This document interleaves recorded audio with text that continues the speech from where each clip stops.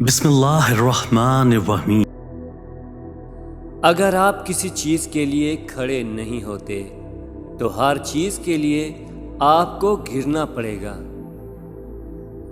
کبھی کبھار پستول کو نیچے رکھنے کے لیے آپ کو بندوق اٹھانا پڑتی ہے۔ حسد انسان کو اندھا کر دیتا ہے اور آپ کے لیے بہترین سوچنا ناممکن بنا دیتا ہے۔ لوگوں کو اندازہ نہیں کہ کس طرح ایک کتاب انسان کی ساری زندگی کو تبدیل کر سکتی ہے۔